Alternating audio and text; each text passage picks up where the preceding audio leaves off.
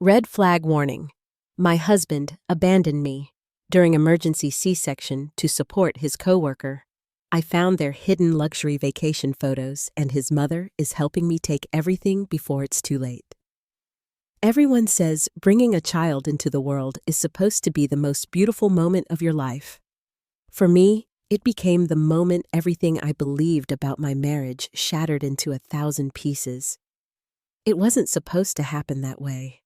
My pregnancy had been textbook perfect. No complications, normal test results, a nursery painted in cheerful yellows and grays. Dave and I had taken the birthing classes together, packed the hospital bag weeks in advance, and even created a shared playlist for the delivery room.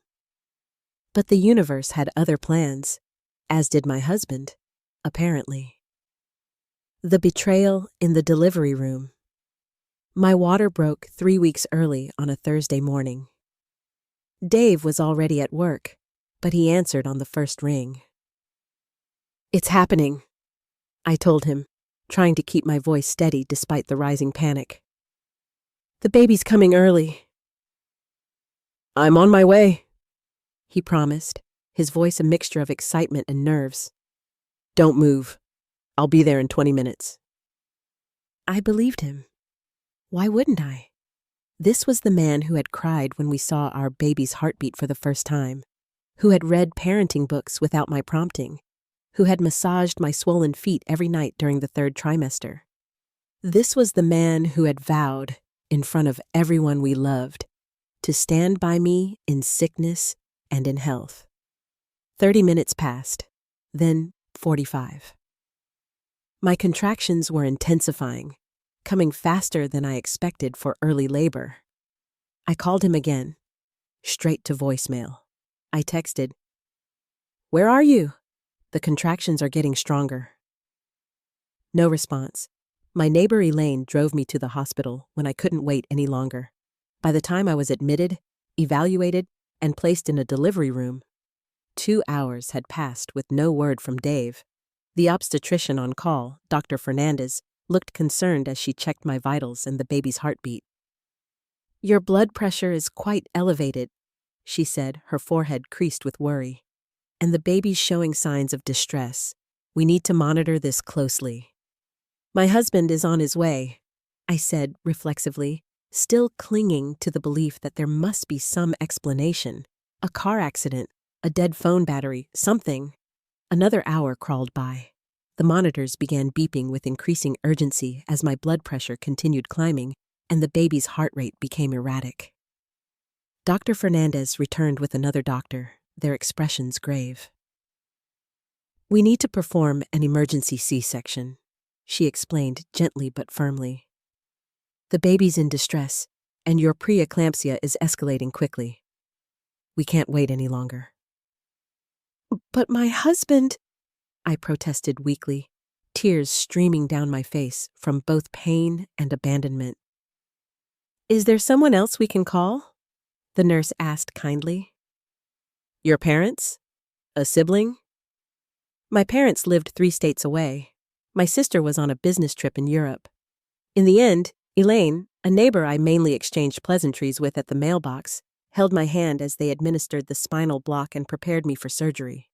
As they wheeled me toward the operating room, my phone finally buzzed with a text from Dave.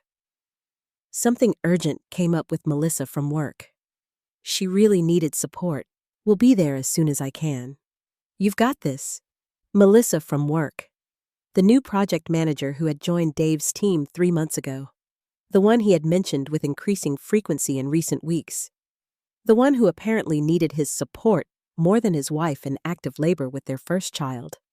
I barely had time to process the rage and disbelief before the drugs took effect and the doctors began the procedure to save our baby. The aftermath and discovery. Emma Claire Sullivan was born at 4:17 p.m., weighing a healthy 6 pounds, 3 ounces despite her early arrival. She was perfect. A full head of dark hair, her father's nose, my chin. Dave stumbled into the recovery room nearly 5 hours later, looking disheveled and smelling faintly of alcohol. "I'm so sorry," he whispered, his eyes red. Melissa was having a complete breakdown over the Peterson account. The client was threatening to walk, and she was falling apart. As team lead, I had to step in. I stared at him, too exhausted and medicated to formulate the questions burning inside me. Why couldn't someone else from the team have helped Melissa? Why didn't he answer his phone? Why did a work crisis trump the birth of his child? "Meet your daughter," I said instead, nodding toward the clear bassinet beside my bed. He approached cautiously, as if Emma might bite, and peered down at her sleeping form. "She's beautiful," he murmured, but made no move to touch her or hold her. The next few days in the hospital were a blur of nursing attempts, medical checks, and uneasy silence between Dave and me. He was present physically, sleeping on the fold-out chair, bringing me hospital cafeteria food, scrolling endlessly on his phone, but emotionally absent. When his mother, Margaret, arrived from Cleveland to help with the baby, the relief on his face was palpable. "I need to check in at the office," he explained on our third day in the hospital. "The Peterson situation is still volatile. Mom will stay with you." Margaret's thinly pressed lips and narrowed eyes tracked her son as he practically fled from the room. When the door closed behind him, she turned to me with an expression I couldn't quite read. "He's always been dedicated to his work," she offered, but the words sounded hollow even to her, I suspect. We came home from the hospital on day 5. Dave had made a brief appearance that morning to drive us, but disappeared again by afternoon, citing an emergency strategy session for the apparently never-ending Peterson crisis. Margaret stayed, cooking meals, showing me breastfeeding positions, keeping the apartment tidy, while I recovered from major surgery and adjusted to motherhood. It was Margaret who first planted the seed of suspicion. "Does Dave work with Melissa directly?" she asked casually on the 7th night, as we shared tea while Emma finally slept. "She's the new project manager on his team," I replied. "He's mentioned her a few times." Margaret nodded slowly. "He's been texting someone named Mel quite a bit when he thinks I'm not looking." My stomach clenched. "It's probably work-related." "Probably," she agreed, but her tone suggested otherwise.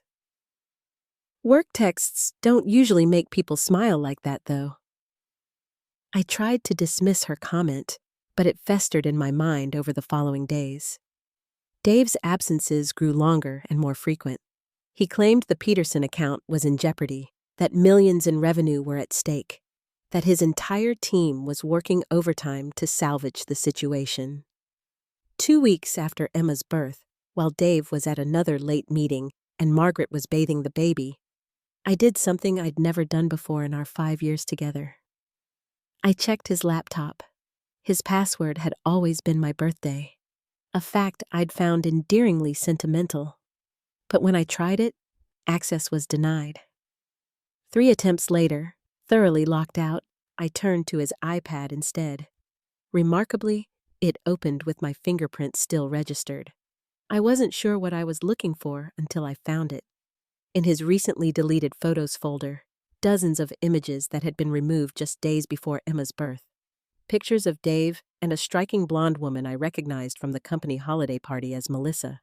They weren't office photos or group shots with colleagues. These were intimate snapshots, sunset dinners on a beachfront terrace, cocktails beside an infinity pool, selfies taken in what appeared to be a luxury hotel room. The location tags revealed the truth: Cabo San Lucas, Mexico. Dated during the week Dave had supposedly attended a financial technology conference in San Diego, just a month before my due date. As I scrolled through the evidence of their luxury getaway, a text notification from Mel popped up on the screen.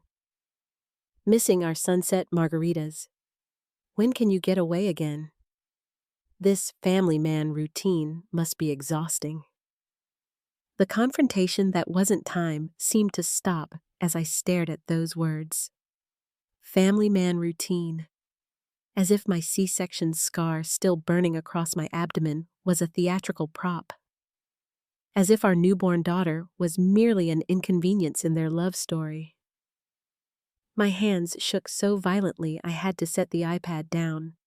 The depth of the betrayal was staggering. Not just an affair. Those happen. People are weak. But the calculation of it all. The Cabo trip carefully disguised as a work conference. The strategically deleted photos. The manufactured work crisis that pulled him away during the most vulnerable moment of my life. I wanted to scream, to throw things, to call him home immediately for a dramatic showdown worthy of a reality TV show. But as Emma's tiny cry echoed from the bathroom where Margaret was finishing her bath, a strange calm settled over me. I couldn't afford the luxury of an emotional meltdown.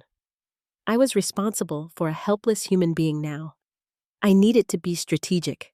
Instead of confronting Dave that night when he finally came home smelling of whiskey and wearing the faint trace of unfamiliar perfume, I watched him. I noted how he barely glanced at Emma in her bassinet, how he winced when I mentioned needing help with night feedings, how he kept his phone screen angled away from me at all times. The next morning, I approached Margaret while Dave was in the shower.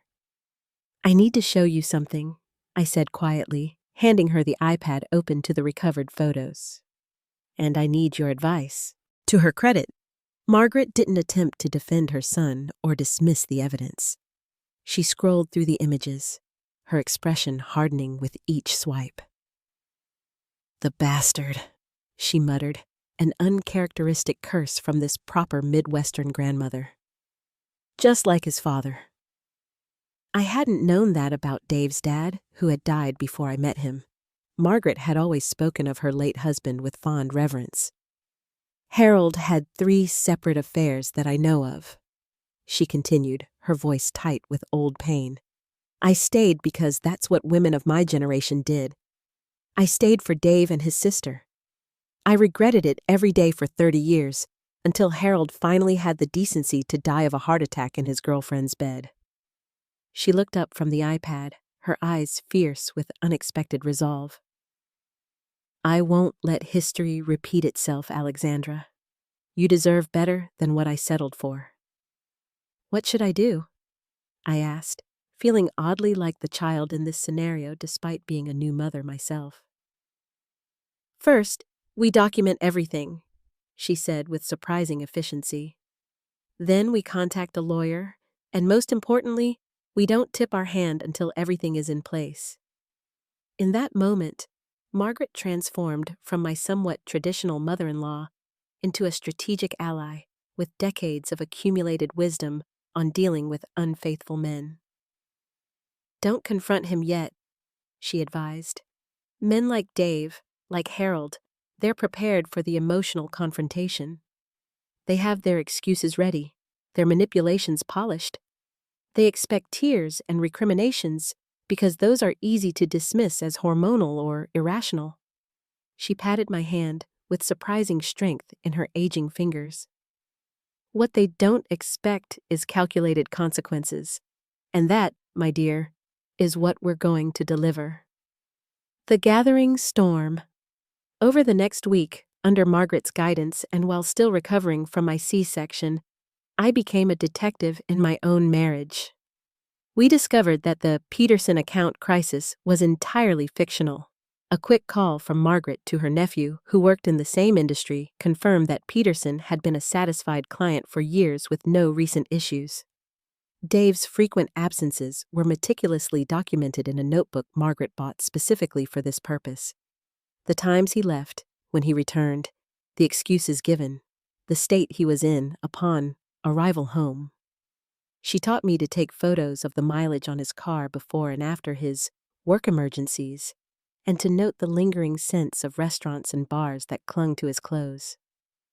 While Dave was at work and Emma napped, I carefully combed through our financial records. What I found sent ice through my veins. Our savings account, the one we'd built together over 5 years of marriage, the one that had held our down payment fund for a future house, had been steadily depleted over the past 3 months. Withdrawals of $2,000 here, $3,500 there, all made by Dave without discussion. The timing aligned perfectly with Melissa's arrival at the company. Most damning of all was the discovery of an apartment lease application saved in Dave's cloud storage, a luxury one-bedroom in the trendy downtown district, dated for the upcoming month, with both his and Melissa's names listed as occupants. "He's planning to leave you," Margaret confirmed grimly when I showed her. "Probably waiting until you're recovered enough that he won't look like a complete monster for abandoning a woman fresh from childbirth." "How considerate," I said, surprising myself with the bitter sarcasm in my voice. The shock and heartbreak were still there, but increasingly overshadowed by cold anger. Margaret nodded approvingly at my tone.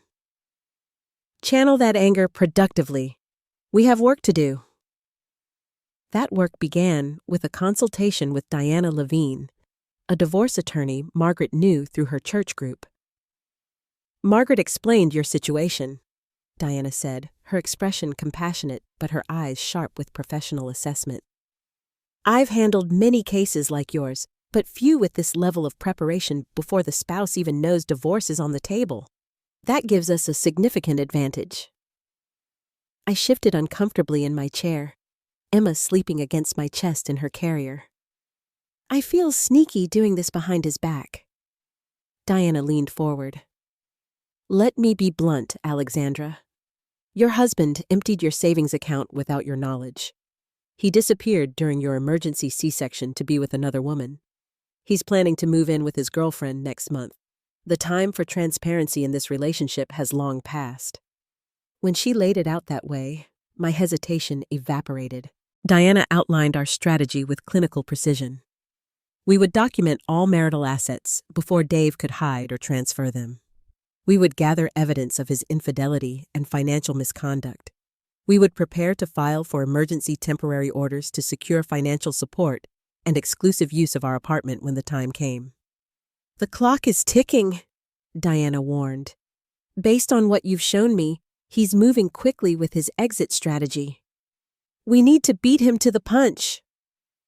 The urgency intensified when Margaret discovered a brochure for a Costa Rican resort in Dave's gym bag 2 days later.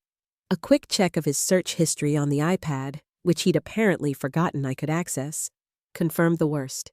He'd booked another romantic getaway with Melissa, departing in just 9 days. "We need to move our timeline up," Diana advised when I called her in a panic. "Once he leaves the country, accessing and securing marital assets becomes significantly more complicated." The next week passed in a blur of covert legal preparations. Margaret proved invaluable. Watching Emma during my meetings with Diana, continuing to maintain the fiction of the helpful mother-in-law around Dave, even creating distractions when necessary, so I could gather documents or take photos of financial records. Dave, absorbed in his affair and exit planning, noticed nothing amiss in our carefully orchestrated performance of normal family life.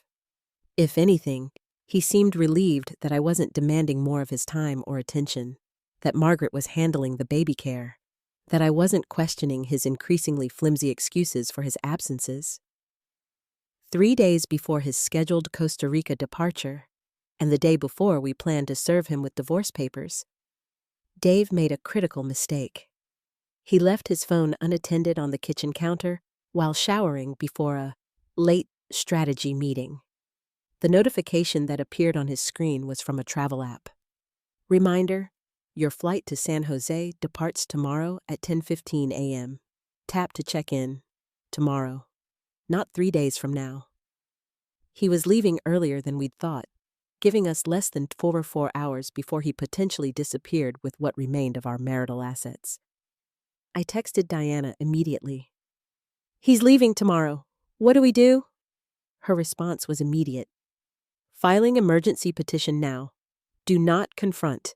Maintain normalcy. Court officer will serve papers tonight or early tomorrow." I deleted the text exchange just as the shower turned off. When Dave emerged, dressed in what I now recognized as his date clothes rather than office attire, I smiled and asked casually if he wanted dinner before his meeting. "No time," he replied, barely looking at me as he collected his phone, keys, and wallet. This Peterson situation is reaching a critical point. Don't wait up. As he kissed my cheek, a perfunctory gesture that held none of the warmth it once did.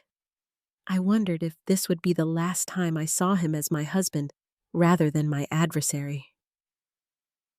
Good luck with Peterson, I said, the lie bitter on my tongue. Margaret emerged from the nursery after he left, her expression questioning. Tomorrow morning, I confirmed. Diana's filing the emergency petitions now. She nodded once, resolute. Then we have work to do tonight. The final countdown. That night, while Dave was presumably with Melissa finalizing their escape plans, Margaret and I executed our own carefully constructed strategy. We transferred Emma's essential items, clothes, diapers, formula, her favorite swaddle blankets, to Margaret's hotel room. We gathered all my important documents, irreplaceable jewelry, and sentimental photographs into easily transportable boxes. Following Diana's explicit instructions, I withdrew the maximum daily limit from our remaining joint checking account. Not enough to be considered financial misconduct, but sufficient to ensure I had cash for immediate needs. At 7:30 the next morning, Dave emerged from our bedroom with a packed suitcase. Emergency client meeting in Chicago, he announced, not meeting my eyes. Might be gone a few days. Peterson's getting cold feet again.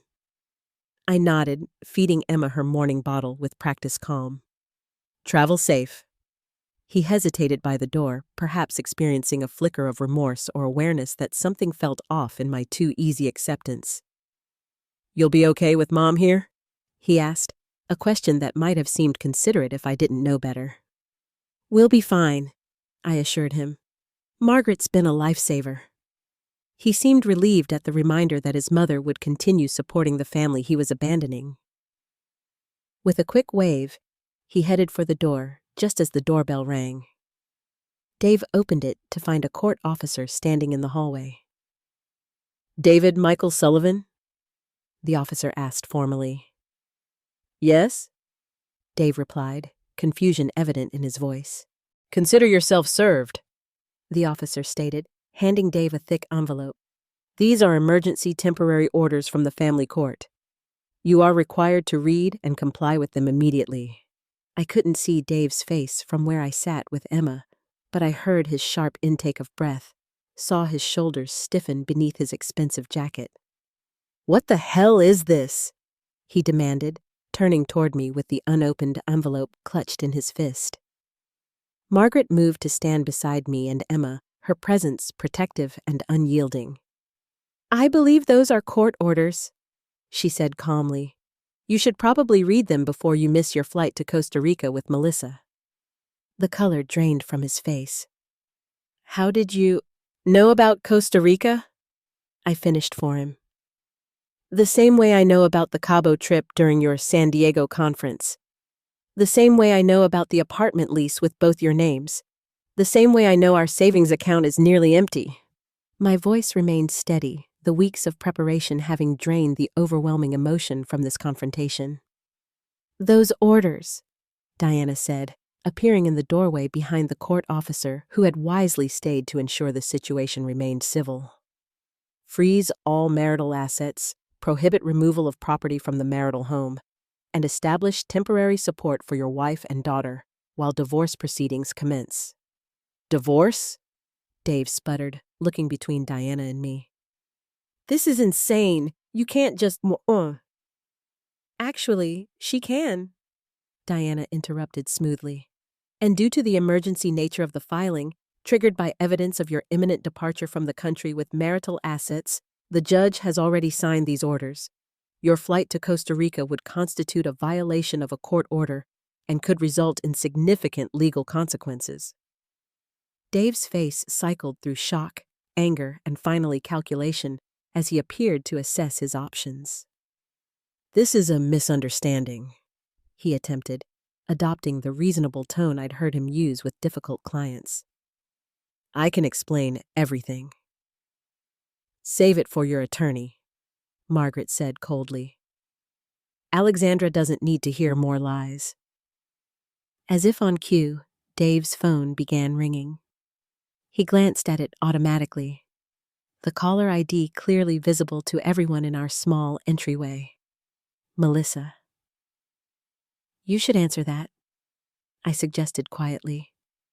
Tell her you won't be making the flight, and that she might want to start looking for another job, considering your company's strict policy against managers dating their direct reports. Dave's expression darkened with rage, but with Diana and the court officer present, he contained whatever response he might have made. Without another word, he snatched up his suitcase, stepped back into the hallway, and slammed the door behind him. The silence that followed felt like the aftermath of a storm, devastation all around, but also a strange, peaceful clarity in knowing the worst had passed. That went well, Diana commented dryly, setting her briefcase on our coffee table. Now the real work begins. The aftermath and new beginnings. The months that followed were neither easy nor clean. Dave hired an aggressive attorney who attempted to paint me as an unstable new mother, manufacturing infidelity claims due to postpartum depression. Melissa initially denied the affair, then changed her story when presented with the photographic evidence. Dave's company launched an ethics investigation that resulted in Melissa's termination and Dave being placed on administrative leave. Through it all, Margaret remained my most steadfast ally. She testified truthfully about her son's behavior during my emergency C-section and recovery. She provided statements confirming his extended absences and the mileage discrepancies that proved he wasn't where he claimed to be. When Dave's attorney suggested her testimony was motivated by some vendetta against her own son, Margaret looked the man directly in the eye. I raised him better than this, she said simply. If he chooses to behave like his father, he can expect the same consequences. The divorce finalized 6 months after Emma's birth. The financial settlement reflected Dave's attempts to hide assets and his abandonment during a medical emergency. The custody arrangement granted me primary physical custody, with Dave receiving limited supervised visitation until Emma turned 2, a provision based partly on his demonstrated indifference to her during her newborn period. Margaret continues to be a devoted grandmother, flying in from Cleveland monthly to spend time with Emma. She and I have developed a friendship independent of her relationship with Dave, one based on mutual respect and shared values rather than mere family obligation.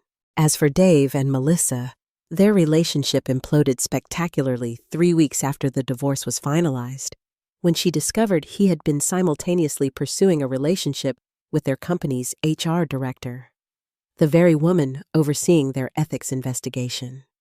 Looking back now, as Emma approaches her first birthday, I recognize that what felt like the worst moment of my life, lying on that operating table without my husband by my side, was actually the first step toward a more authentic life.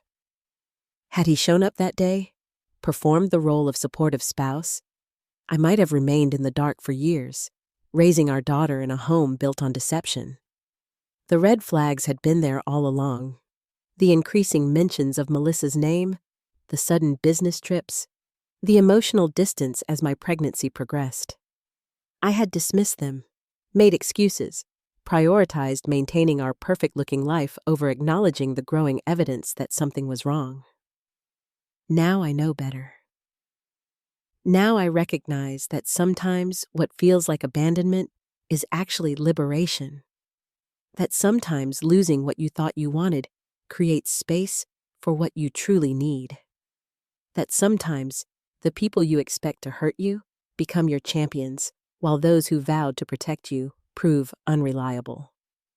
Most importantly, I've learned that when the clock is ticking and everything seems to be falling apart, the strength you find within yourself can surprise you. That even in your most vulnerable moment, literally cut open on an operating table, bringing new life into the world, you are more powerful than you know.